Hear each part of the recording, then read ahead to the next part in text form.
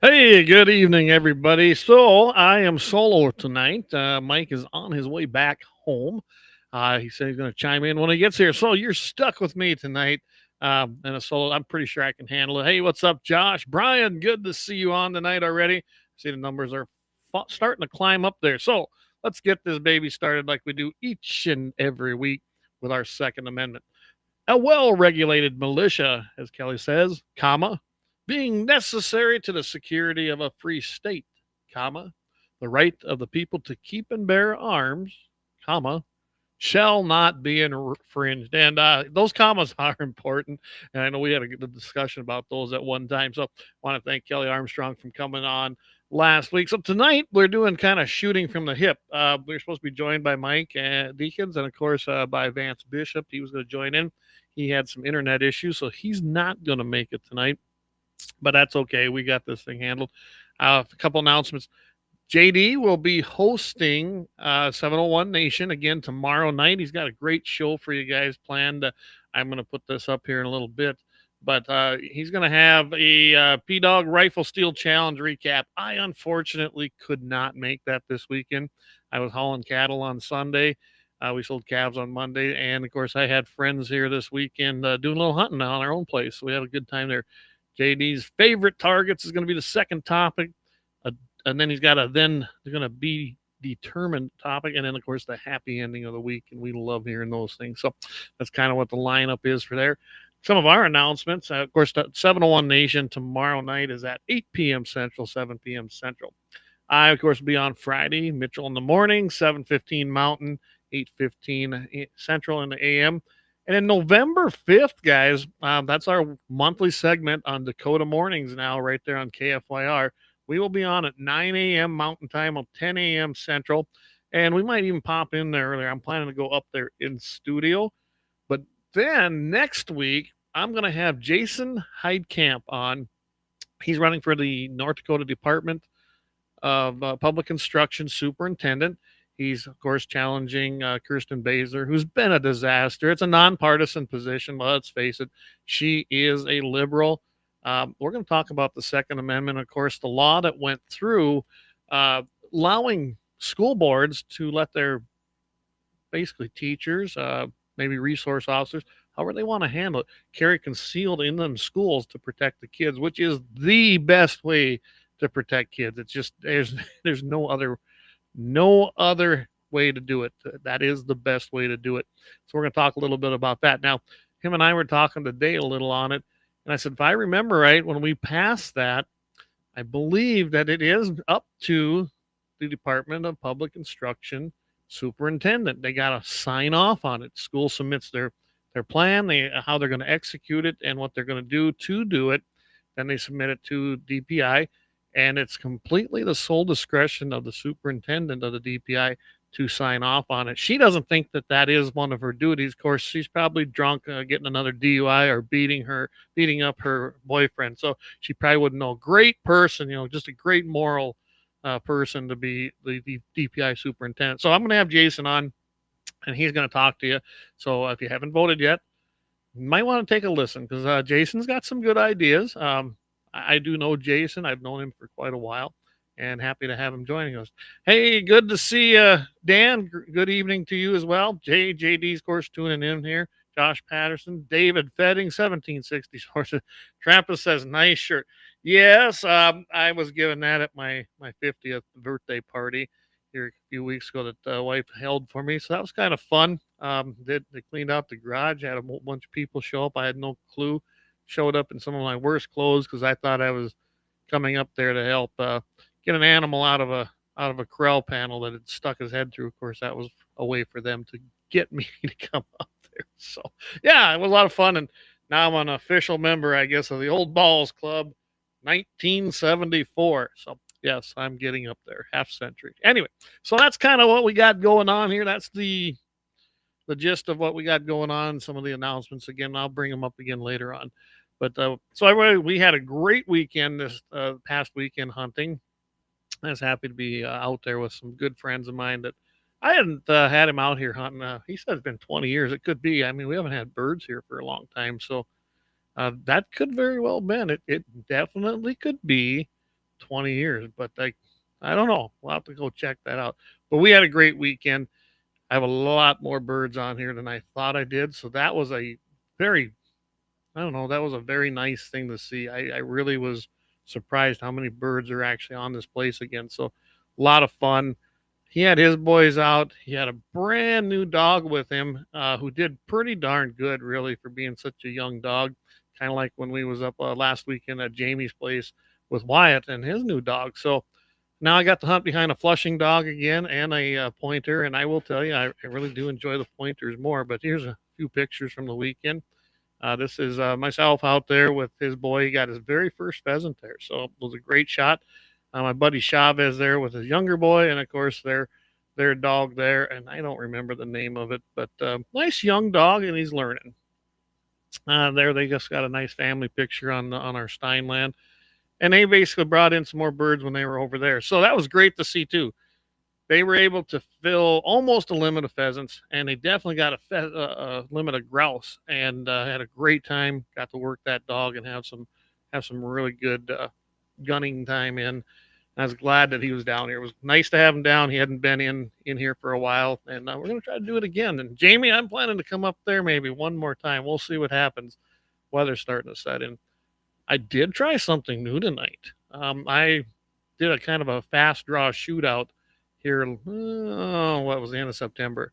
Trampus was up there. He remembers it. And we had a lot of fun doing that. So I finally ordered the loads for my 45 Colt to do that, and some balloons. And me and my son went out earlier here after school and had some fun just messing around, getting the feel for it. I can tell you it's addicting. So, Jamie, I might have another challenge for us. That other than just the steel challenge target, might be something we can do on a nice wintry day or something. It's a lot of fun. It is dirty though on your guns. I'm telling you, my poor Ruger Vaquero, it looks horrible now after shooting those black powder kind of blanks. So it was fun though. It's very addicting. I highly recommend if you get the chance to do some quick draw fast shooting, go out and give it a whirl. It's a lot of fun. But that's what we did here a little bit earlier here today. And yeah, just thought I'd throw that out there. Like I said, we're shooting from the hip tonight. If you're just joining us, I am still waiting. Michael Deacons, he said he's going to try to get on here. And we did not get Vance on here tonight. He had some internet problems. He sent us this deal that said his internet was not working. But I'm going to move into something. So if you haven't heard, we had another Democrat, actually two Democrats. Why try? You know what? We know where you stand. As a whole, Democrats are anti-gun. The party is definitely anti-Second Amendment. Yeah, they call it gun, safe measures and reasonable gun control. There's no such thing. I don't know about you guys. My rights are not up for discussion. They're not up for compromise, and I am not going to submit. And that is just the way it is, and that is what the Democrat platform is. So you have this guy here. His name is Lucas Kuntz, I believe, Kunce. He's a Democrat from Missouri. He's running for the Senate. He's actually running for Josh Hawley's seat, which, guys, Josh Hawley is a warrior. He's a patriot.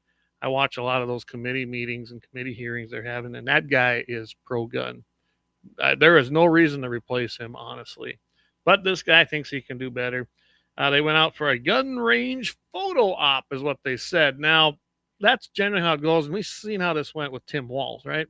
Uh, Tim Walz couldn't even handle his gun. And thank you to Kelly last week. He went ahead and he brought his exact same gun and give a lesson to Tim Walz. I thought it was great. We did get nixed on YouTube immediately. They took our live stream off and eliminated the video. So if you guys haven't had a chance, go over to the YouTube Commie channel. I did put it back up there. I uploaded as a video.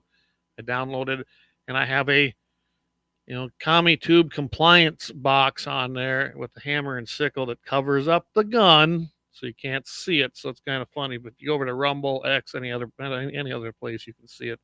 It's in the full context. But I thought that was kind of funny, and I thought Kelly nailed it. That's the kind of guy Kelly is.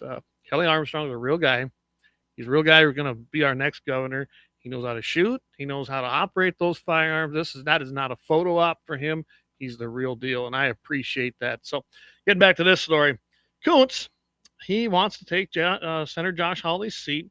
They went to a gun range on Tuesday, and he also was joined by former Republican Illinois Rep. Adam Kinzinger, who's not stellar. He's Republican by his name, but that's about all he is. There was even a TV reporter, guys. I'm not kidding. A TV reporter was actually injured during this. Can you believe that? I mean, when does this stuff end? These guys, they want to try to be pro-gun, or try to prove they're pro-gun. They're never going to be pro-gun because they haven't lived it. They don't live it like you and I do. It's all a show. It's all fake. And I'll show you this. So right here, there it is. See, this was the reporter that he took some shrapnel. They were shooting their AR-15s and other guns so close at steel targets. Now, I don't know. I know some of you guys on here have shot a lot of steel. I know we have. I've got my own targets here. There is some splatter when you hit them. That's the point of that heavy AR-500 steel, not to go through it. And if you're too close and you're with a high-powered gun, or as the Democrats say, I mean, come on. They say the AR, Joe Biden, that's the most powerful gun on the face of the earth, according to these guys. So they really shouldn't have been that close. They should have known better. And Brian Warner, he points out, yes, they were basically shooting at arm's length. They really were. I seen the pictures, and it's horrible. It's horrible. They shouldn't have been shooting that close. And they hit a reporter. Now, I don't think he was seriously injured. This guy's supposedly a Marine, okay? And I guess I'm not going to doubt it. He probably is. He should. The whole point of that is he should have known better. He truly should have known better, and there should have been nothing wrong that happened that way. I mean, that was a preventable accident, as most of them are. Now, he also had tannerite on the table, I heard. I guess a company that produces tannerite said, hey, this isn't what we advise. We advise that's 100, or at least 100 yards away, and it should definitely not be on the table where you're firing from. I agree. I wouldn't want it there mixed like that either. It's a lot of fun, but you also have to use some logic, which is usually absent in some of these guys. The steel targets, it says, were around 5 to 7 yards. It probably looked about like that, I guess, from the pictures I've seen. A lot of people pointed out on X that this was just dumb, no gun safety. How can you trust these guys? They want to regulate our firearms. They want to regulate the Second Amendment, but they themselves don't even practice gun safety on the range. So, I can't agree more. It just blatantly shows how inept they are, and they're trying to pander, meaning they're probably in trouble in their polling. Their internal polling shows that. And now we got to go try this. We see through it. Gun owners see through it. But gun owners don't vote enough to get out there and vote, but we do see through it. Um, yeah, I was talking about the tannerite thing, and it's basically supposed to be out there 100 yards or so. And then the other thing I wanted to point out is, oh, Holly actually pointed this out on his on his X. Says his statement was Democrats Lucas Kuntz and Adam Kinzinger apparently accidentally shot a reporter at an event today. Holly spokesperson Abigail Jackson said, "Are these guys trying to make Tim Walz look competent with a gun?" I know it's good. It's a good question, isn't it? I want to tell you something that this United States Marine, Mr. Kuntz, supports. He was doing an interview in 2022 on National Public Radio, and he said that he supported including raising the age limit to buy a gun to 21, expanding red flag laws, and expanding background checks. So that is the stump speech from all of these politicians that call that common sense gun control. Red flag laws take away your due process rights. Plain and simple. There's no other way to do that. I mean, anybody, essentially, some of these are written. Anybody that calls and says that you are harm to yourself or harm to others, guess what? You're going to probably be getting a knock on your door, and that's what a red flag law does. It's completely stupid as far as I'm concerned. They'll come in, they'll probably take your guns, who knows, and then you get to prove you're not innocent till proven guilty. You're guilty till proven innocent. You get to prove your innocence with a red flag law. They're no good. And by the way, we did have them tried in North Dakota. So far, I don't know what's being written this year. And some of the guys I know said they haven't seen anything that's being talked about, but I'm sure they'll try it again at some point. As far as expanding background checks, this is generally about the gun show loophole that does not exist. The gun show loophole, and it don't exist. Yes, I could go take all these guns and go to a gun show and sell them. Private sales. Kind of. I mean, the new ATF ruling probably says that I can't do that anymore. But that was the whole idea is you're supposed to be able to do that. Most people at the gun shows are FFL dealers, and if they are an I can't talk, FFL dealer, you have to do the 4473. It's that simple. Ask anybody about that. Go down to Mandan Sporting Goods and talk to Brandon. He'll tell you that. You talk to 1760 Sports, David on here. Go down to Double H Guns. If you go to any of these little Angerman Arms and they got an FFL license, which all of them guys do, and they go to a gun show, they will have to do the 4473 unless you have a concealed carry permit, like in North Dakota, the one that allows you to bypass that. Then you're okay. But that means you've already done it. So it doesn't matter. It's not a hey, we're just going to sell guns to anybody. No, you've already passed it. So just keep that in mind. There is no gun show loophole. And of course, this being 21 to buy. If you're 18, you can be drafted for the military. You can be drafted into the military if they implement it, forced to go, and you have to go fight with the chance that you'd be killed. So you can go. Basically, you can be called up by the federal government at 18 years of age and be told you have to go fight, possibly die. And that's that's the only way you can look at that. So I guess I look at it as if that can happen, I guess you can go ahead and buy any firearm you want, because if you can be considered an adult at 18 to vote, to fight, to be drafted, and be legally held responsible for anything you do, then I guess you're old enough to buy a gun. Otherwise, we better change every law to 21. Of course, well, when it gets into the drinking age, and I've got reservations about that, I kind of think the same thing. If you're 18 and you're supposed to be an adult in everything you do, then you should be able to also drink and have a beer. But you also get to suffer the same consequences if you break the law or you abuse that privilege, because that's what it is. They've made it into a privilege. So, yeah. All right, Josh, he chimed in here. He goes, you still have to fill out the form, but you don't have to wait for it to come back with a concealed carry weapons permit. I got mine. Okay. So that's how that works in there. I didn't know if you had to fill it out or not. Anybody else can sure chime in. I know there's two types. There's a class 1, a class 2. So maybe it's different. And South Dakota has the same thing now. Of course, both states have constitutional carry. You don't need the permit to carry in the states, but it is it's nice when you go to fill out your paperwork and buy a gun. There's no doubt about that. So we are coming up at 20 after the hour, and we still have no mic, but hey, I got this covered. I think I can talk. I've never had any shortage of talking, so I'm gonna go ahead and save some or go ahead and pay some bills. We're going to go ahead and run one of our ads and thank our sponsors, and we'll be right back, and we'll come back with another subject. I'm from the Athlete's Foot Bandit. Brother, hey, can you get my demo tape to somebody?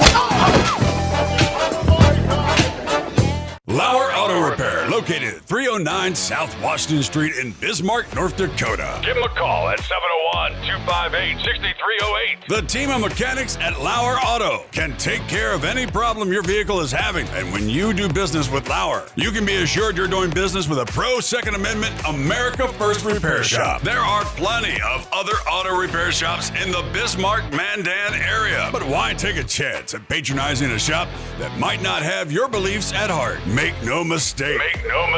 Lauer Auto is your pro Second Amendment repair shop. When you talk to the guys at Lauer Auto, don't forget to tell them that you heard they are a sponsor of Guns and the 701 and that you appreciate their support of our pro Second Amendment, pro North Dakota live stream and podcast. That's Lauer Auto Repair, 701-258-6308.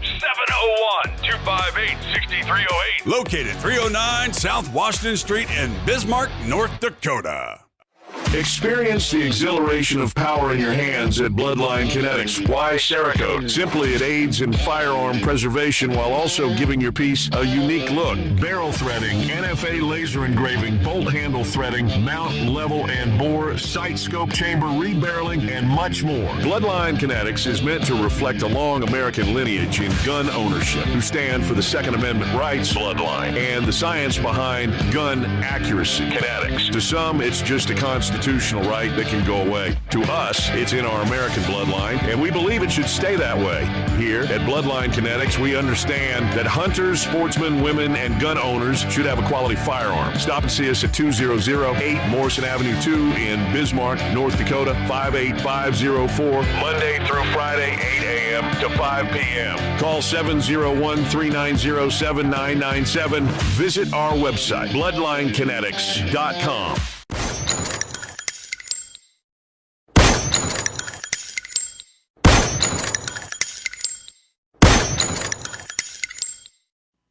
All right, we are back. Hey, everybody. So before I go on here, there's some guys chiming in here. So let's get to these here. I'm going to go with, we got Dan and David here. David here, he says, enlisted should have a pass on the age limits. Okay, there you go. And Dan Brown chimed in here. He says, the North Dakota retailer does not have to submit the background check if you have a North Dakota concealed carry. They can if they want. 4473 is still completed. So there we go. And that's just what Josh said. So I was mistaken on that. I thought you didn't have to fill it out. I don't have a concealed carry anymore. That had to do with a North Dakota, South Dakota border thing. Now that we have our new address, it wouldn't be a big deal to get one. I still want to see the concealed carry license changed to like South Dakota. If you pass the actual background check, you get your concealed carry. It's not a shall issue. It's not a may issue.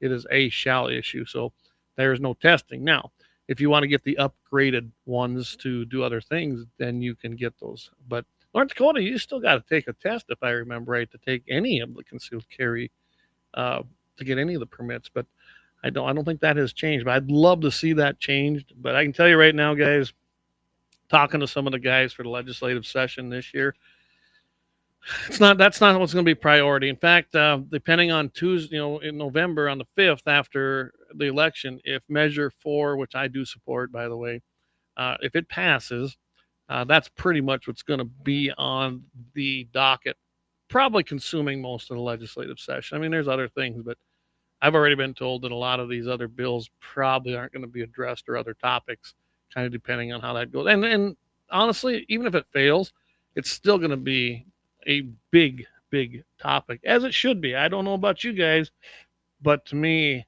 it is an absolute absurdity that I have to actually rent my property from any government entity. And that's what that is. There's better ways to do it. I'm not so sure that anybody's wanting to hear this, but when I did the numbers, I think a 1.5% sales tax dedicated to the replacement of that would take care of it. Let everybody pay. The poor person, the rich person, the landowner, they're worried about these non-resident landowners. Well, when they come out here to hunt, they sure going to hit it then, because they come and spend a lot of dollars to go hunt their land. And I would think that it's going to help the retail market too. I can't understand the retailers the people selling out there at the realtors would be against this. Can you imagine not having that burden? And it's a big burden. I don't know if you know this, when they show you them taxes on property when they're selling, guess what? If you pay $100,000 more on a home, that gets figured in now to the new valuation. So taxes go up from what they were when you purchased it. So just so keep that in mind. All right. Some other guys are chiming in here. There's a section specific to ATF and the CCW bypass on the 4470. That's from David, and David would know. He is an FFL dealer. So there we go. We might have you back on here, David. We need to. Maybe that's a good topic to have, talking about the CCW. Josh Patterson, Class 2 is an open book test. Class 1 is an open book test and profession. There you go. That's what I thought. And that's fine. I still don't like it. It's my right. I shouldn't have to test with nobody.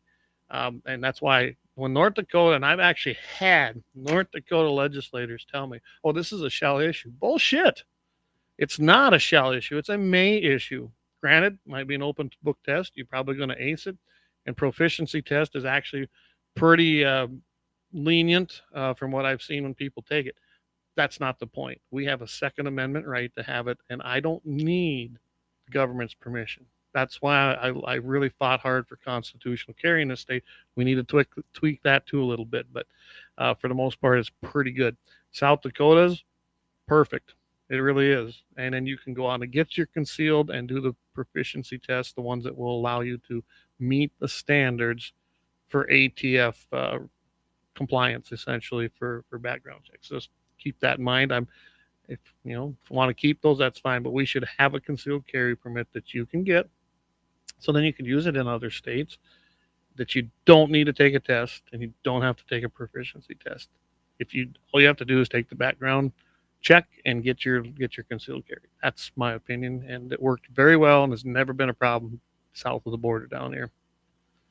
Now let's go into the property tax thing. Realtors will obviously see a rise in sales if taxes created hardship, so I can see the position of the bottom feeders. I said, I do believe it will work. I know that it will force the legislature and force these counties to actually do some cuts, which needs to be done, but it's not an elimination, really. I wasn't planning to go down the property tax thing here, but I hope everybody realizes that the fire districts and all these other things, that you can still levy mills for those things, but they have to be specific and they have to have an ending. They're not based on an unrealized value of your property. Mills were capped a few years ago in North Dakota. They capped them, right? So what happens now? Ever since then, every single year, my property, your property, everybody's property goes up in valuation. I mean, in the last 5 years, and it's 5 years because I just went and looked it up, we went from about $4,200 to $8,700 5 years, and in Sioux County. And when I complain about it, go to their stupid deals that you're supposed to be able to basically at least be heard and maybe get it lowered. Yeah, they ignore you. At least in Sioux County they do, and so tough. And that's the problem with an unrealized. That money ain't in my bank. That's an unrealized capital gain, and you shouldn't be taxed on that. If everyone's fighting that right now. Oh, you can't do that. Well, that's what they're doing to us as property owners. That's an unrealized capital gain, because my property is a capital gain. Sell your property once. It's going to sell for more. I'll never get the evaluated price. I'll take the evaluated price probably, but you can't get that in the real market. But if I do sell it, they're going to charge me a capital gain if I don't reinvest it and buy new land. But that's a whole nother subject. I've been down before, and it's really not what we do here. But anyway, So I'm going to get to something here that I saw from Game and Fish. And Game and Fish come out, and it's on October 22nd. And I didn't realize they did this. I was just kind of looking around for some different things. So hunters can now get refunds, and I wondered when this might happen. I think I've seen a little of this EHD around here. I'm pretty sure that's what took out one of my bigger whitetails, but they came out with an official statement here. It says Game and Fish is allowing hunters with whitetail or any deer gun licenses in several units in western North Dakota the option of turning those licenses in for refunds. Casey Anderson, he's a wildlife chief. He said the decision is based on scattered reports of whitetail deer mortality caused by the epizootic hemorrhagic, I think is how you pronounce that, disease, which is also known as EHD, that began in late August. Hunters with antlered whitetail, antlerless whitetail, any antlered and any antlerless licenses are eligible for refunds in units. So listen up: 3D1, 3D2, 3E1, 4B, 4C, and 4D. Hunters who return their licenses will have their bonus points restored, and if applicable, the same number of points prior to the 2024 deer gun lottery. So 3F2 isn't on there, and I kind of think it probably should be. I'm telling you right now, I've seen some dead whitetails around that shouldn't have been dead. There was no reason for them to be dead. And they were near water, which is also something I noticed the last time this went through. It doesn't seem like it's as strong. There's still whitetails that have come back, because we got wiped out here about 2.5 years ago. Some of my nicest bucks just boom. They caught it and they died. I don't think we've had any mule deer. The mule deer have moved in, but I don't think it's really affected those. And generally they'll recover, but most often it's fatal in the whitetail. And like I said, I don't think it's as bad either, but I do think that 3F2 should be one of those units that if you wanted to return your tag, maybe you should. And they released so many tags because this is a CWD unit. Go look at the CWD units and you'll see how many tags they let out. I think they're trying to kill the deer off, hoping that they can get control of CWD, which isn't going to happen. Colorado tried that. Every state's tried that. It doesn't work. And then we can go down we could have a whole show on CWD. And what Game and Fish does versus what other places are doing, especially private deer farms, are two separate things. And follow the money. That's all you have to do. The Great American Outdoor Act, it approved a whole bunch of money for these states to just continue this CWD thing. And it's not what you think it is. It really isn't. There is things you can do. I don't know if you can cure it, but the deer can survive it. It is not the fatal disease that they keep talking about. It just isn't. And some of the crazy things they got going with trying to mitigate this make no sense to me. They really don't. So anyway, getting back to the whitetail thing, they compared this to the previous years, said the outbreak appears mild and less extensive, but it is possible that some hunters could notice an impact on a localized area.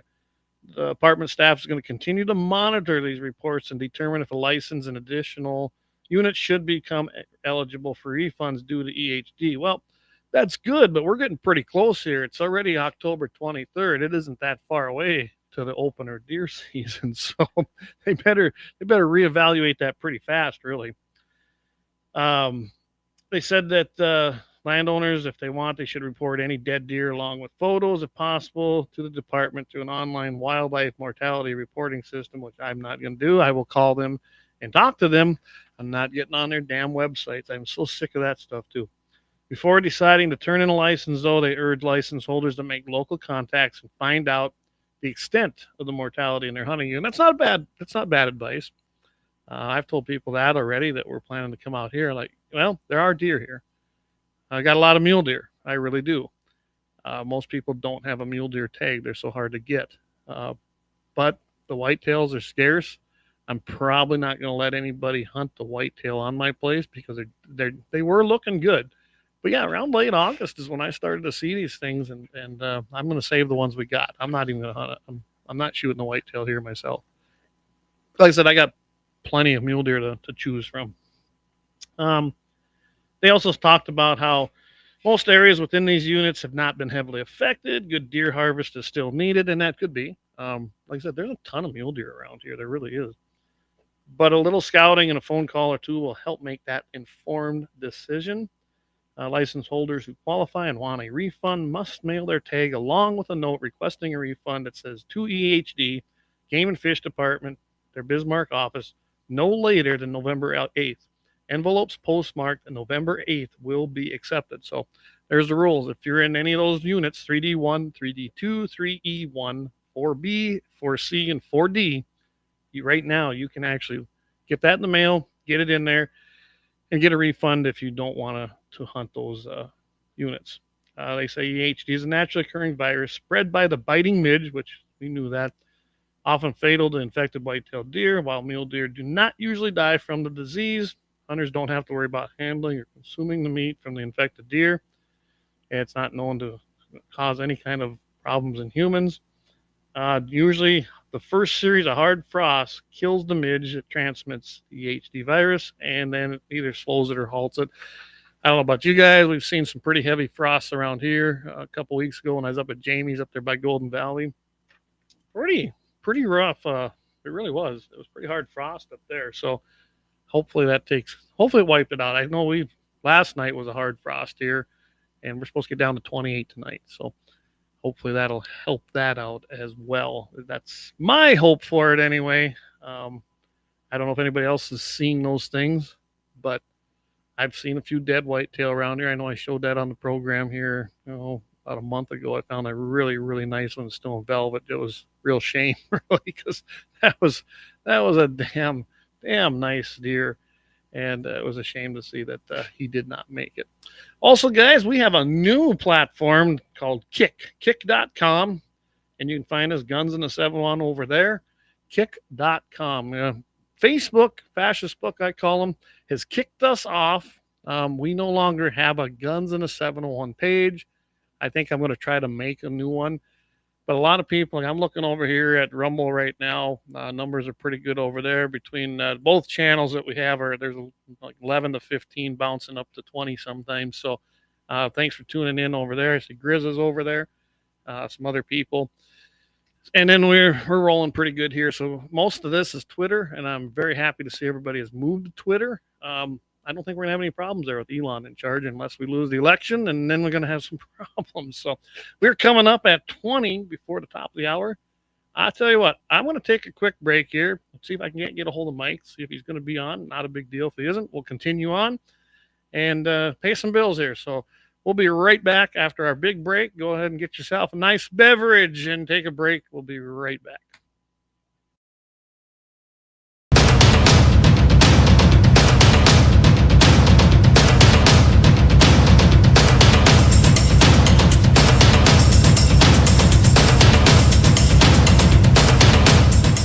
Lauer Auto Repair, located at 309 South Washington Street in Bismarck, North Dakota. Give them a call at 701-258-6308. The team of mechanics at Lauer Auto can take care of any problem your vehicle is having. And when you do business with Lauer, you can be assured you're doing business with a pro Second Amendment America First repair shop. There are plenty of other auto repair shops in the Bismarck-Mandan area. But why take a chance at patronizing a shop that might not have your beliefs at heart? Make no mistake. Lauer Auto is your pro Second Amendment repair shop. When you talk to the guys at Lauer Auto, don't forget to tell them that you heard they are a sponsor of Guns and the 701 and that you appreciate their support of our pro Second Amendment, pro North Dakota live stream and podcast. That's Lauer Auto Repair, 701-258-6308. 701-258-6308. Located 309 South Washington Street in Bismarck, North Dakota. Experience the exhilaration of power in your hands at Bloodline Kinetics. Why Cerakote? Simply, it aids in firearm preservation while also giving your piece a unique look. Barrel threading, NFA laser engraving, bolt handle threading, mount, level, and bore, sight scope chamber, rebarreling, and much more. Bloodline Kinetics is meant to reflect a long American lineage in gun ownership, who stand for the Second Amendment rights, Bloodline, and the science behind gun accuracy. Kinetics. To some, it's just a constitution. constitutional right that can go away. To us, it's in our American bloodline, and we believe it should stay that way.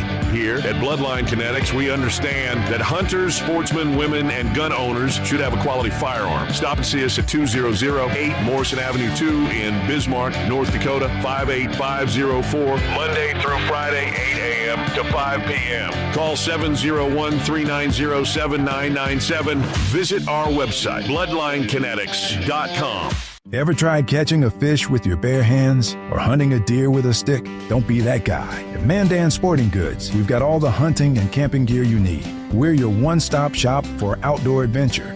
A well-regulated militia being necessary to the security of a free state, the right of the people to keep and bear arms shall not be infringed. Check us out at mandansportinggoods.com, or better yet, stop in to 210 East Main Street, Mandan, North Dakota. Mandan Sporting Goods, where the outdoors meets functionality. Store hours, Monday through Saturday, 9 a.m. to 6 p.m. Closed Sunday. Take up arms at Mandan Sporting Goods. Your adventure starts here. Looking for the best gun gear for every and any situation? Little Angry Man Arms LLC has you covered. Top-notch guns from top-name brands like Winchester, Glock, Sig Sauer, and Ruger to essential extras from Magpul, Streamlight, Hollow, Sun Optics, and more. Little Angry Man Arms LLC have everything to make your shooting adventures a success. Visit littleangrymanarms.com today and gear up for your next big hunt, competition, or home defense. Don't miss out on our exclusive deals. Little Angry Man Arms LLC, based in Trail City, South Dakota, your ultimate hunting partner.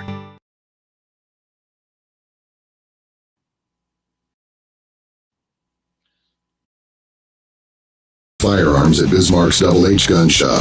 With a wide range of products from handguns to rifles, we cater to all your shooting needs. We are your local gun experts. Not only do we sell firearms, reloading supplies, targets, and whatever your heart desires, but we also have a ton of knowledge and answers. We shoot, we hunt, we compete, we reload. It's been the Howard's way since 1976, and we ain't fixing to change anything. Visit our website at hhgunshop.com to browse our inventory. Double H Gun Shop, Bismarck's best new and used firearm reloading supply, gunsmithing, and sporting goods store. Double H Guns. Double H Guns. 1021 South Washington Street, Bismarck, North Dakota. Call 701-223-4888. All right, we're back after I hit a bunch of buttons and I messed up. So I'm not used to it. Usually I got someone talking with me, and then I go ahead and do the background stuff. So, all right, another topic I found out is if anybody's not been paying attention, the advisory board meetings are coming up with the Game and Fish. Like I said, I thought I'd try to do something a little different here tonight on my stuff, that when we were going to do our shoot from the hip program, but I thought, let's keep it North Dakota, because that's basically what was my thought.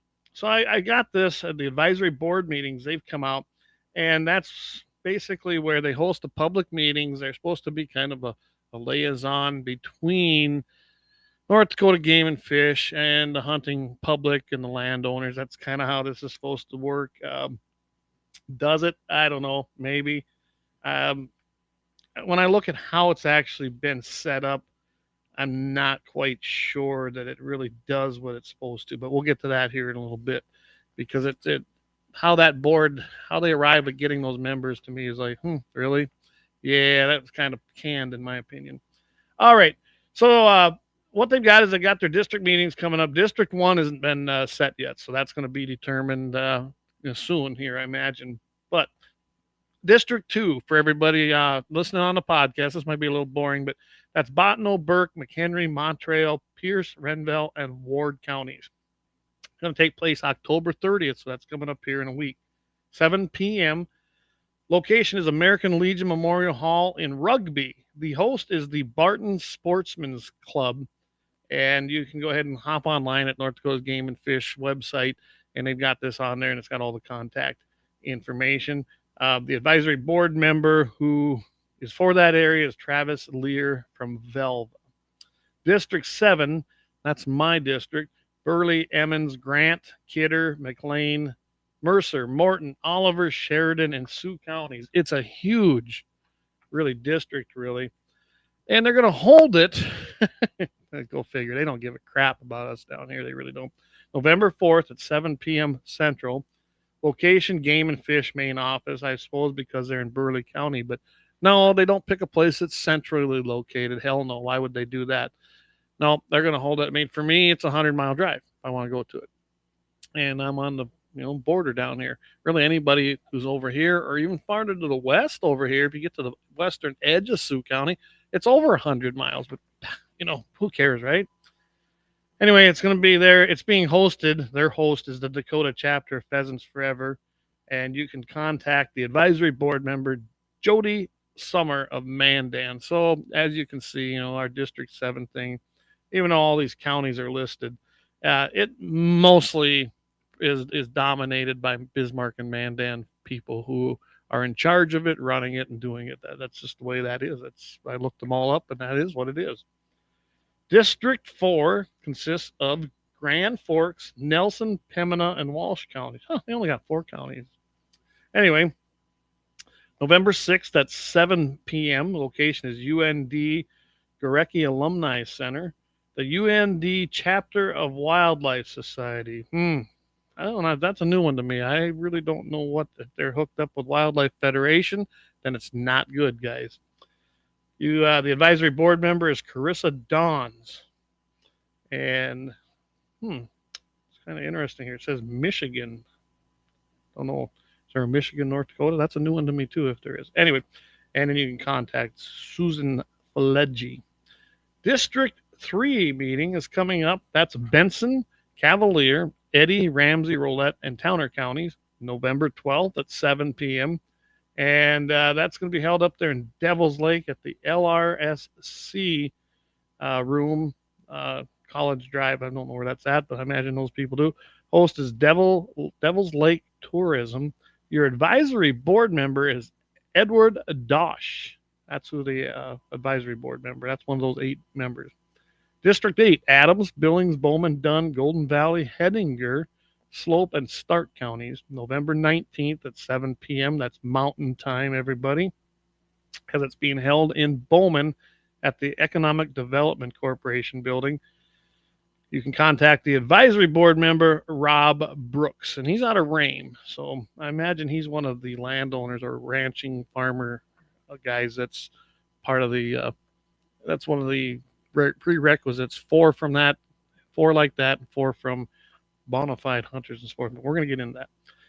District 6, Barnes, Dickey, Foster, Griggs, Logan, Lamar, McIntosh, Stutzman, and Wells counties. This is going to be November 26th at 7 p.m.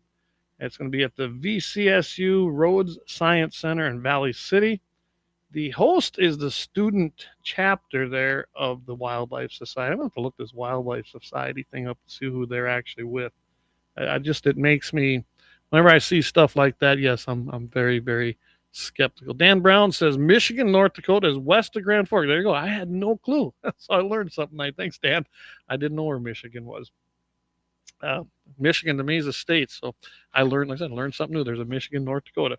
Anyway, the District 6 meeting, you can contact your advisory board member, Cody Sand, out of Ashley, or, of course, Bob Anderson on here. District 1 is Divide, McKenzie, and Williams counties. Well, we know where those are. Those are up there north by Williston, Watford City. And that's the one that's to be announced yet. So the advisory board member is Bo Wisness. He's from Keene.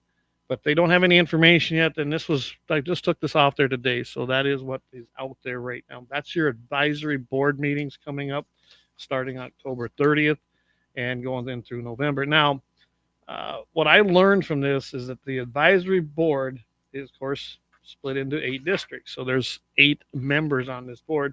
It is set by North Dakota Century Code 20.1-2-23, and it falls under the Game and Fish Director, right, which right now is Jeb Williams. This is part of his duties to oversee this.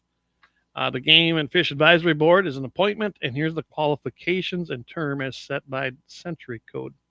State Game and Fish Advisory Board consists of 8 members, 1 from each of the following districts. Of course, we just went through all those districts. There's 8 of them, so there are 8 members on the board. Here's what I found very interesting. I was like, how does a guy get on these boards? 4 members must, and this is how it reads, 4 members what we got here? David says one of the largest winning North Dakota lotto tickets ever sold was sold in Michigan, North Dakota. Never claimed. Wow. I really, guys, I had no about that Michigan, North Dakota. So like I said, look at there. I'm learning all kinds of things. And then we found out there was a millionaire there and they never claimed it. That's a shame. Anyway, so getting back to this, 4 members must be bona fide farmers and ranchers. That is the exact wording. And 4 members must be bona fide sportsmen. Now, I wish I had a call in part for this, and we've messed with it. We just haven't got it working correctly yet. Because I'd love to hear from you guys. What does your definition of sportsman mean? I mean, seriously. Because you'll be interested to see when we get to that part of it. Now, a bona fide farmer and rancher is pretty easy to me to define. They are either engaged in the practices of farming, where their income is probably mostly coming from, or ranching, the raising of livestock, or a little of both. I mean, that's pretty straightforward. It's easy to figure out who them people are, but you'll love how they get this.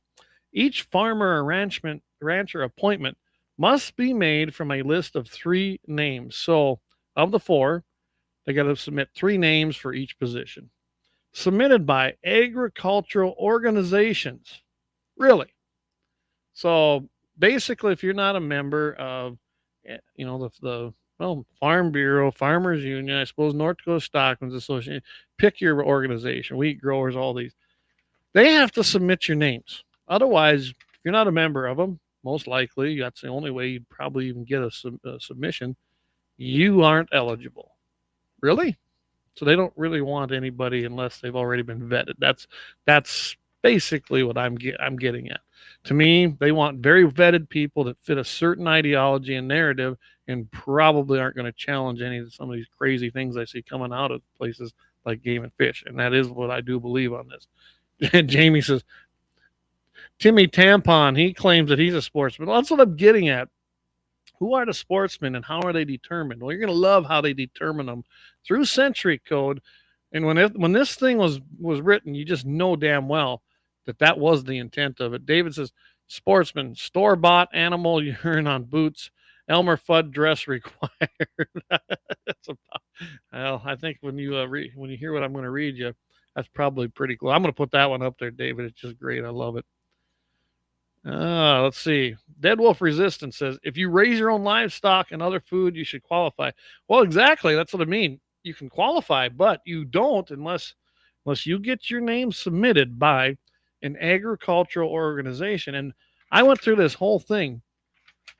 They don't define agricultural organization. It also says requested by the governor to submit the list. So does the governor. I got to really, I didn't know. I thought, hey, this was a good subject to go and kind of go down that rabbit hole and see. So does the governor himself go to these organizations, say, okay, I want names from you and you and you and you. And if you're not on his list of organizations, you get to submit people. And then they're appointed by the by Jeb is what I'm kind of looking at and seeing here, and then they're approved by the governor. Anyway, so sportsmen, the 4 members that must be bona fide sportsmen. Let's get to that part. Same deal as with the rancher or farmer appointment. The governor is requested by the governor to submit the list of each sportsman appointment must be made from a list of 3 names again, submitted by outdoor sportsmen, wildlife, and conservation organizations requested by the governor to submit the list. So it looks like to me that the governor has to go to these organizations. I don't know if the organization can, on their own behalf, say that, hey, we've got a name. I really don't know. I'm going to find out because I'm kind of curious myself how this will work. I imagine a conservation organization or a sportsman's organization or a wildlife organization is not going to include something like guns in the 701, although I would say we got a pretty good handle on it. I would consider us into sportsmen, because I would imagine that shooting, I would hope shootings included in that. Otherwise, we're missing a whole group of people, and that's shooters. And I think they should be on the advisory board because they're a huge part of the funding of the wildlife conservation and programs and ranges through the Pittman Robinson money. So to leave shooters out is a bunch of BS. So yeah, I discovered something today that I'm probably going to go and open a can of worms up on and see where it takes me and raise some stink about it, because I don't think sportsmen include shooters. I really don't. Not in the sense we're thinking. Conservation organizations. So who are they? The PETA? They think they are conserving every animal in the world. Is it the Wildlife Federation, who's rabidly anti-landowner? And that's just to start out. They're a horrible organization as far as I'm concerned. I mean, maybe it's the Nature Conservancy. Oh, there's a good one. They don't like us. They don't like hunters. They definitely don't like the Second Amendment. And they love to wrap your land up. They try to swindle people out of their land and sign easements that are perpetual. And you can't even put a post in. And trust me, I've read some of those leases. They're horrible. Watch out for Nature Conservancy. This is what I'm getting at. The people that are on this advisory board of 8 people coming from, quote, sportsmen, outdoor, wildlife, and conservation organizations. That's what's listed. And they have to be requested by the governor. And I don't know if the governor goes to every organization, say Pheasants Forever. How about NRA? How about the Friends of NRA? I think they'd have been a great one, but I never heard of it. I mean, really, think about that. All right, Dead Wolf Resistance. He says, I'm right there with you. Yeah, I mean, I think we're being underrepresented. I would put money on it. I bet you shooters are not included in that. I really would. I've never heard of any shooting organization ever being part of that.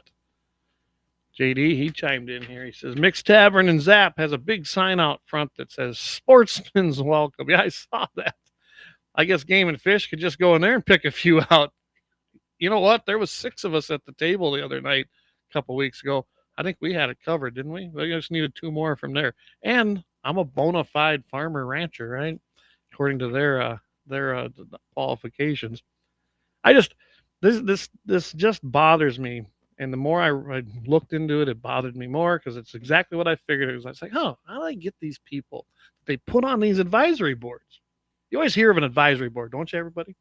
You hear of an advisory board for this or that, or the state legislature. They're going to, you know what, we can't make a decision on this, but we're going to have an advisory board that's going to meet. And then they're going to give us ideas and submit their findings.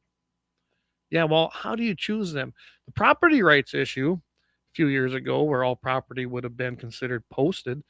Yeah, it included ranchers, all right. It was North Dakota Stockmen's Association who that's how they came up with electronic posting, which was not the point of what we were trying to do there in 2019. It still left the onus on the landowner. Now you either still got to put a sign up, or you have to go and electronically file it. And what we wanted was everything to be posted. And then if you wanted to electronically file that it was open to public, you could do that. That's how that should be. Nobody has a right to come on my land without my permission, whether there's a sign there or not. That's a whole other can of worms that I'm not going to go into tonight. But that's what I'm getting at. When they form these advisory boards, they put friendly people on there to get the intended result from those members. And I have a feeling that's what's going on here. I've been to some of these advisory meetings. They did hold one in Elgin one year. I see it's at Game and Fish. So I'm giving them a lot of grief about it, but most of the time it's in Bismarck for our district. They didn't like the last one in Elgin because people like me showed up there and asked them real questions. And then they're going to live stream it. Piss on that. I'm so sick of that crap. It's ever since China virus, everything's now Zoomed or live streamed, and you can attend our meeting virtually. No, get your ass out there, get in your vehicle, drive out and meet the people. It's way different. When you got a bureaucrat sitting there from Game and Fish, he's talking into a camera like this, dictating, and he don't care. He can't see you, and he really don't care what he says. When you're face to face with people, it's a different story. And I think we need to get back to that contact. By the way, when you do that, you might be shocked there at Game and Fish when you send your people out there. They might actually make some friends. They might get more information than they've ever had just by making that personal contact that they all brag about you should do when you're asking for permission to hunt. Why don't they practice the same thing they're preaching and get out there and meet the people face to face at these meetings rather than doing it virtually? And granted, they're doing one in person 100 miles away in Bismarck. So anyway, I don't know. This just got under my skin when I started looking into this. So here's some of the rest of it. The list will be approved by the governor. There it is. Appointments are for a term of 4 years and from the first day of July of the year of expiration of the basic term and until the successor has been appointed and qualified. Vacancies occurring other than by the expiration of the term may be filled by appointment for the remainder of the term. Now, they don't say how that gets filled, but I imagine is by just the governor if someone quits. No member of the board may serve longer than 2 full terms, so 8 years. So they implemented term limits on themselves a long time ago. The members of the advisory board are subject to removal by the governor for cause only. The advisory board shall select from their members a chairman, vice chairman, and secretary who serve in these positions until June 13th of each year, the next following their selection. So there's how they're formed. That's how they're organized. That's how they're selected, I guess, as you could say. Dead wolf resistance. I'm putting myself in a timeout now. Okay.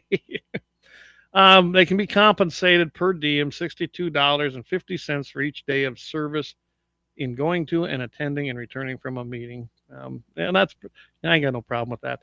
A lot of these things they do get that, and that's fine.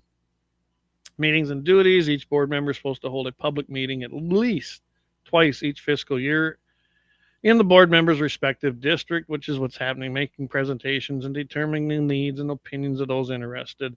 Board shall then meet at least twice, and they'll take the advisory and give it to the game and fish and blah, blah, blah. There's a whole bunch of stuff in here. You guys can go on and look it up. It's all under basically Century Code 20.1 -02. And then that's where everything is laid out as far as the duties of the head of the game and fish, which is right now Jeb Williams. And then this is a part of their duties is the advisory board. I just thought that was an interesting thing. I saw the meetings were coming out. I've been to some of them. They didn't really mean a hell of a lot. And I wanted to know how this comes about. So now I want to know more. Am I out of line here? I don't think so. David says the virtual is to censor comments from non-approved comments. I'm thinking what you're meaning there from non-approved comments. Yeah, I think you're right. I think that's exactly the intent. I think the intent is, like I said, I can remember one in Elgin because I went to that one. I can't remember one anywhere else down in here in this area. Maybe New Leipzig, but not since I've been here. I've been on this place for 26 years, so not in my 26 years has there been anything closer as far as that goes. Now, did they have one? Maybe Selfridge, maybe New Underwood. Where would they? At St. Anthony, that'd probably be in there. That's Morton County. Well, so would New Salem. So I don't know. Maybe they've had some up in there. I don't know. If anyone knows, let me know. But in the 26 years I've been on this place and been in North Dakota, I've never seen the one except in Elgin, and they've never been back. And I'm telling you, when we showed up there, there was some pretty big issues going on. Property rights was one of them. And of course that CWD, there was just a ton of issues going on from a lot of different people. That's when they were also trying to talk about maybe they were going to do away with the gratis tag, or they were going to change the rules of it. And that really had people fired up. I can tell you that it was not a friendly crowd to game and fish. And that game warden who attended up there, and I'll give her credit, she took it. But it was not a pleasant night for her. Some of the people I feel got out of hand at that, and they were reprimanded by others in the group. It was a very heated and contested meeting. And I think that stems from being ignored. A lot of those subjects had been going on, been ignored by game and fish, and people had enough. So then when the advisory board had their meeting, they let her rip, and they really did. I mean, that place was packed. So I go to these meetings. I think it's probably good. I know that Daryl talks about them on the show on KFYR. I think it's a good thing to go to them and be heard in person, though. The worst thing that they can do is tell you to shut up or tell you need to get out. But I wouldn't be afraid of that. I've never been afraid of that before anyway. So I don't know. What do you guys say? Got comments on that? You got some thoughts on that? I said, I wish I had the telephone thing. I wish I could bring you guys on and say, hey, let's have a live interaction thing here. Maybe we'll get to that at some point. I know I've been looking at it. It's not as tough as I think it is. It's just getting all the things in place. Hey, Rumble guys, I'm just checking over there. Thanks for tuning in. Twitch, I don't know who our Twitch listener is, but thanks for tuning in. That's kind of funny to me. Um, Tomorrow night, okay.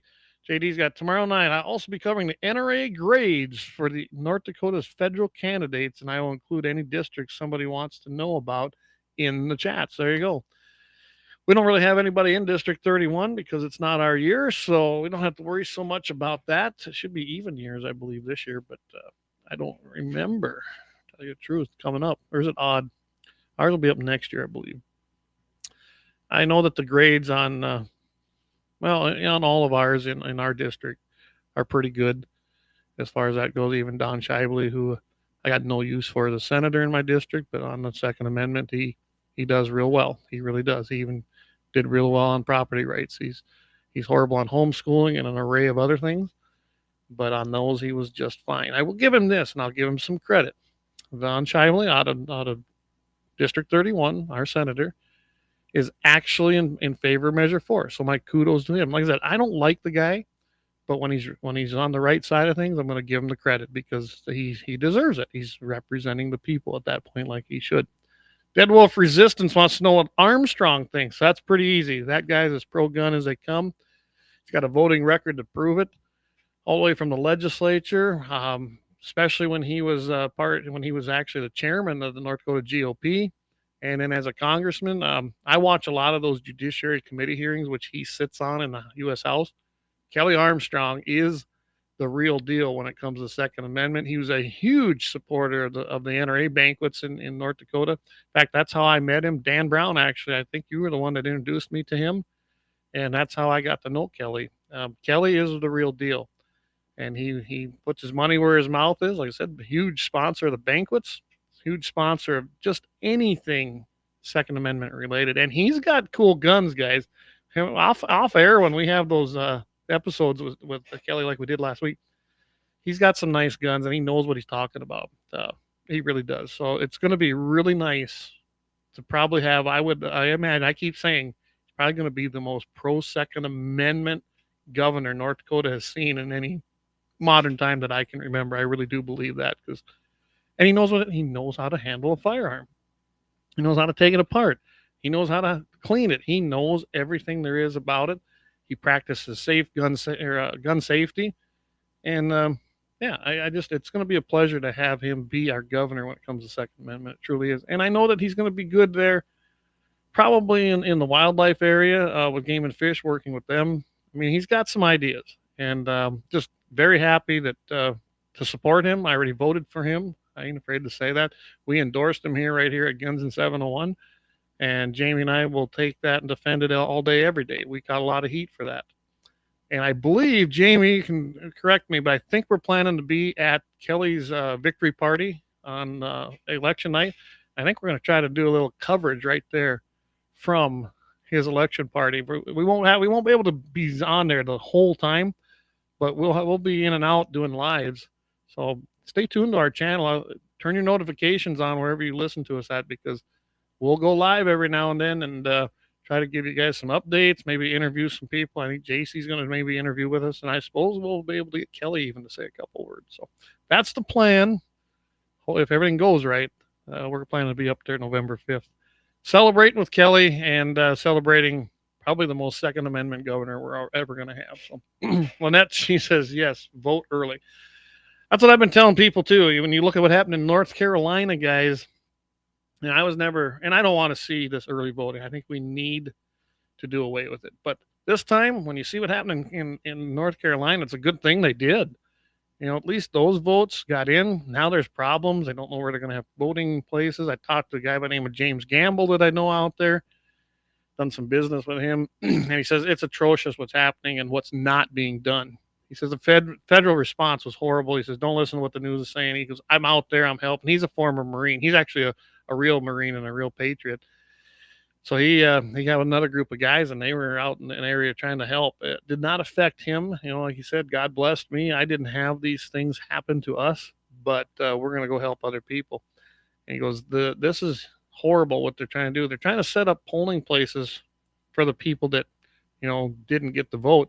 And they're so far away, they can't even get there. I mean, they seriously can't even get there because their cars are gone. They're still flooded.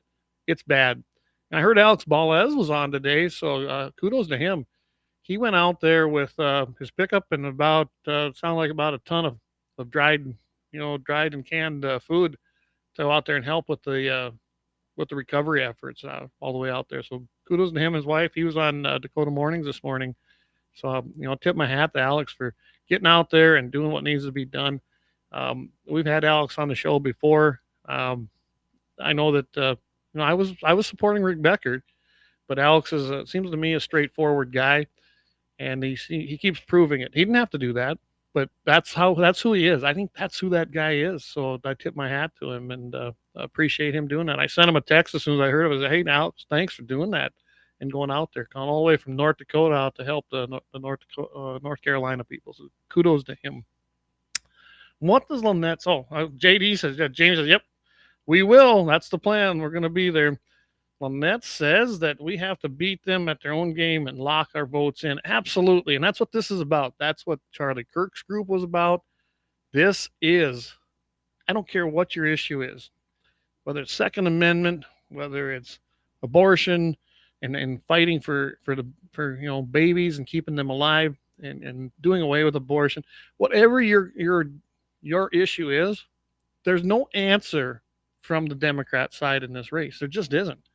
Harris has nothing. Walz is an idiot.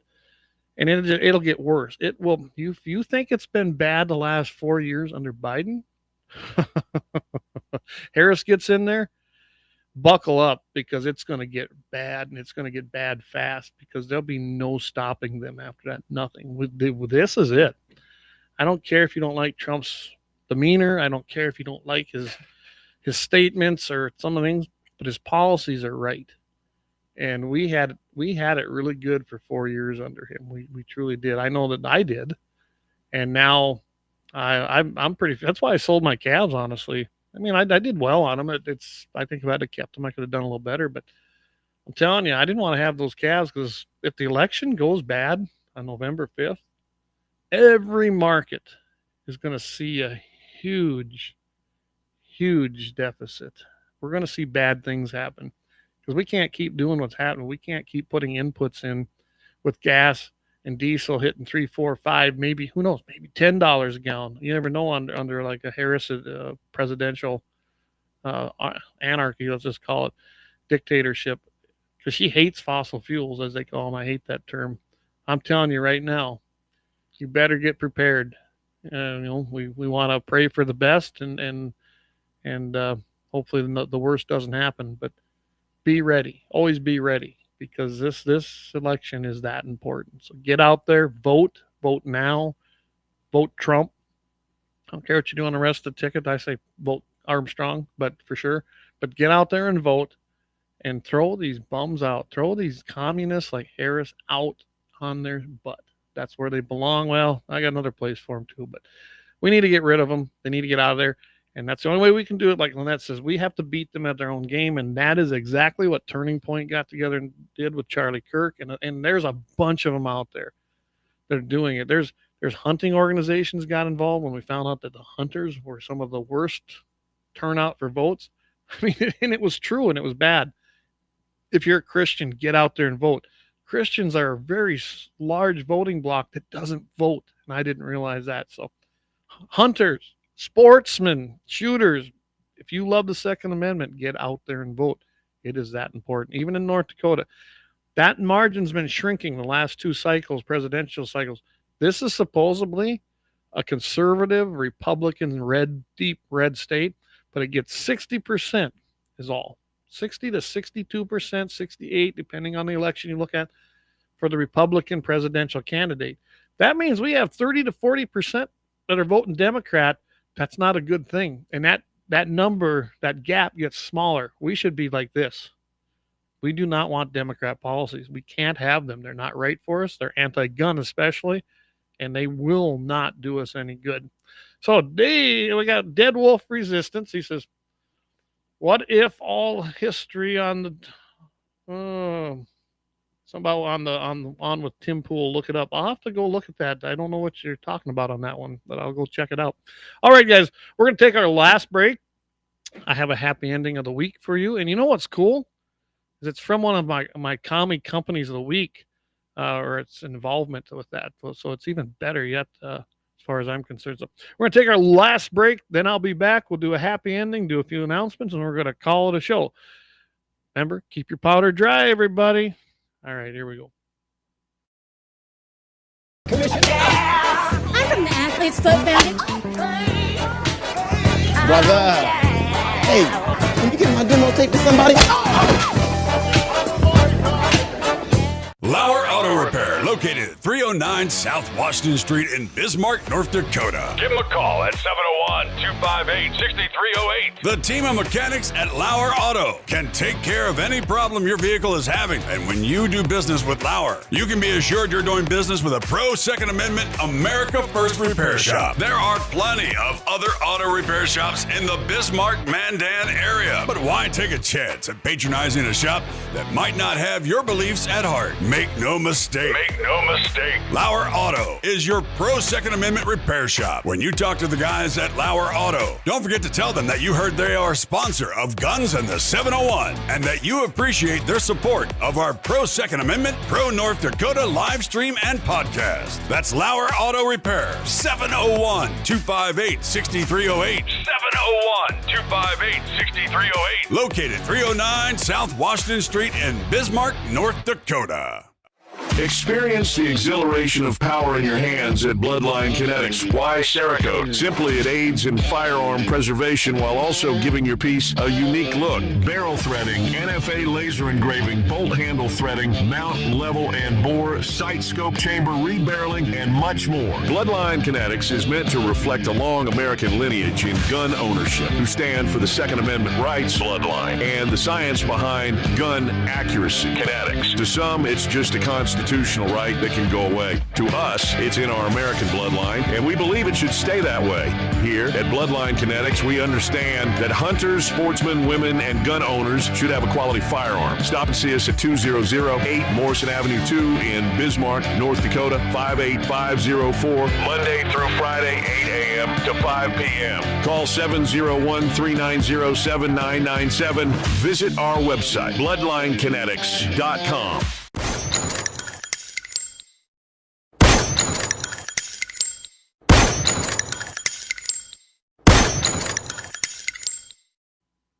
All right, welcome back, everybody. Just got everything ready to roll here for our happy. I have got to find the video we made for that. I do not have it on my new computer, so I'll have to get that up here. Hey, Jamie, I know you're listening.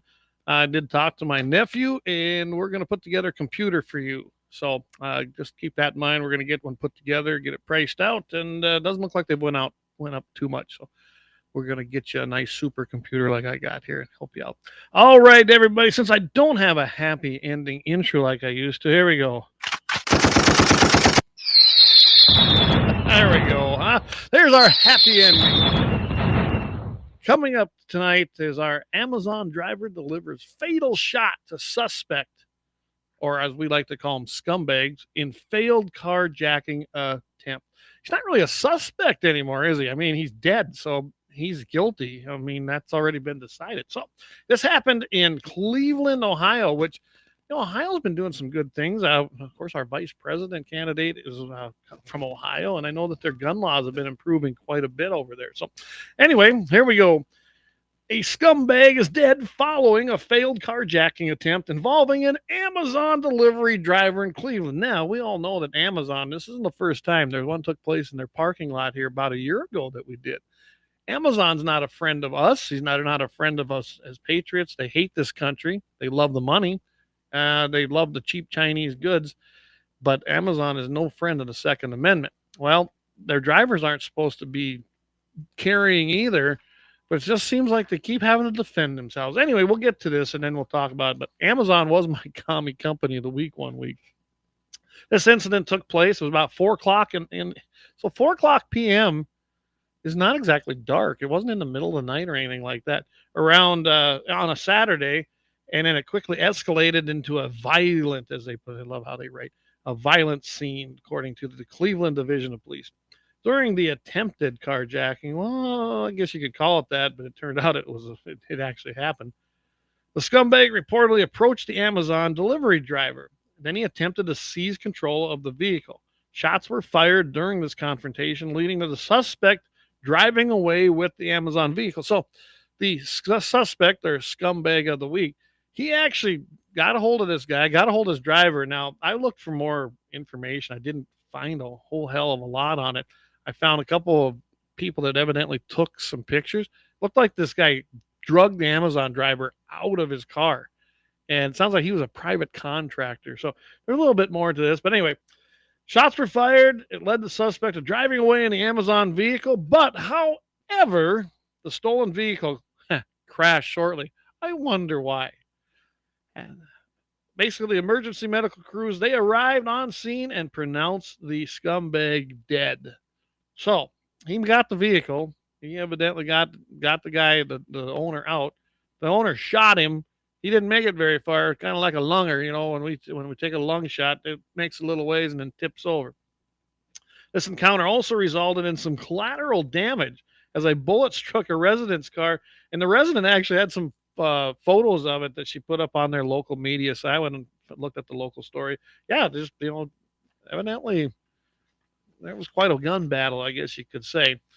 Amazon did respond, though, to the event, and here's what they said. This is quote: "We are saddened to learn of this tragic incident and are working closely." What's so tragic about it? I mean, it would have been tragic if the innocent guy, which would have been the driver, would have something happened, but the scumbag died. So I don't know if it's that tragic. And it's got another scumbag that ain't going to rob anybody. Anyway, we are saddened and we're working closely with law enforcement as they investigate.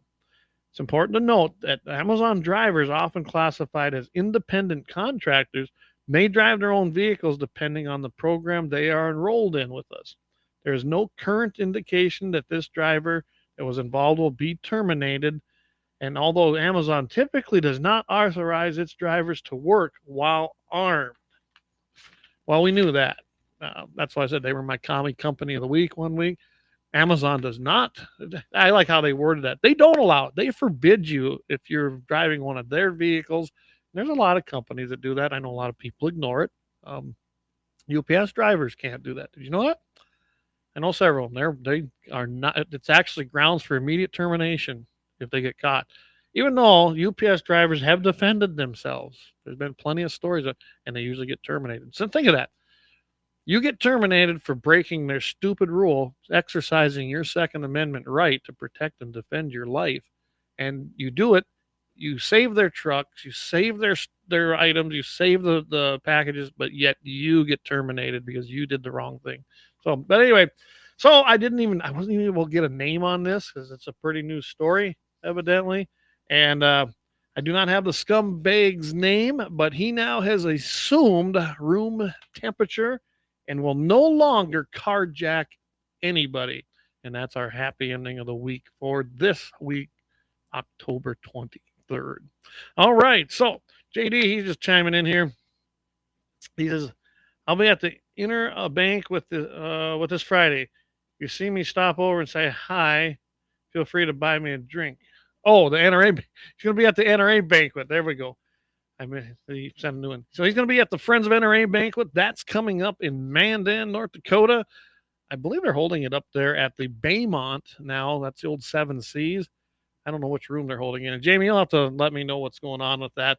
If you need information, you just hit NRA, friendsofnra.org/ND and look for Mandan, North Dakota. I still remember that from all the days. It's friendsofnra.org and just hit /ND. It'll take you right to the North Dakota spot. You can find all the information you need. Probably still even get tickets online for Friends of NRA right there. And I think they call theirs, what is it?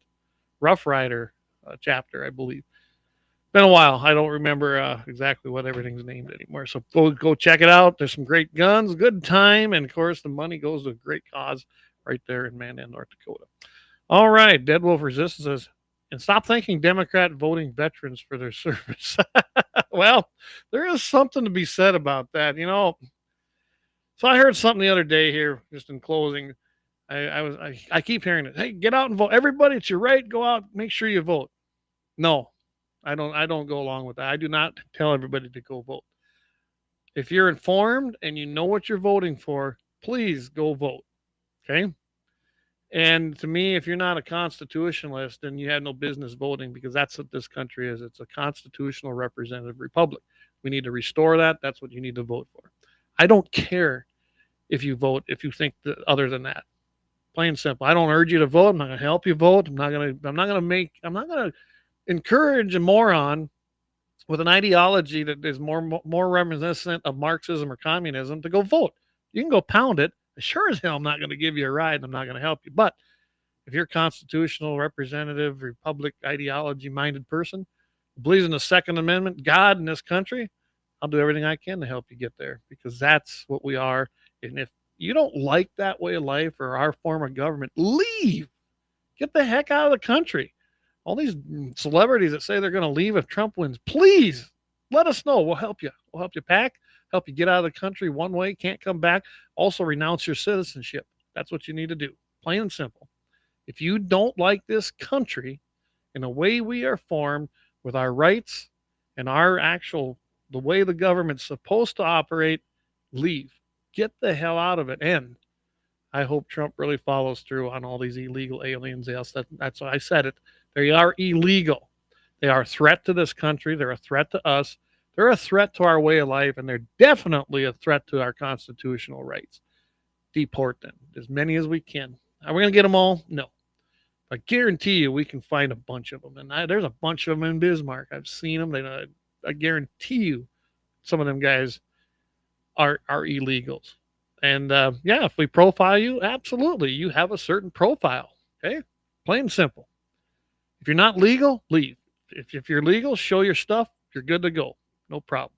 So with that, that's all I have. Again, tomorrow night, don't miss 701 Nation. It's right there at the bottom, right there. JD's favorite targets. Of course, he said he's going to be covering some other things. Happy ending of the week. I'm telling you, you don't want to miss this episode. I know I'll be tuning in. Who knows, Jamie? I might just hop on and bother you in the middle of the show or something. But anyway, you don't want to miss 701 Nation, episode 24. And the P-Dog Rifles Challenge went great. Eric Newman, I think, was the only guy that hit it, which did not surprise me. Eric's really good. And Gunner joined him, his son. I wish we could have been there, but it was a pretty busy weekend here. And we had a lot of fun hunting. And, of course, Sunday I was hauling calves and could not make it up there to the challenge. But I'll make the next one. I guarantee you I'll be that one, because I don't think I got anything that pressing going on anymore. So for the rest of the year, hopefully.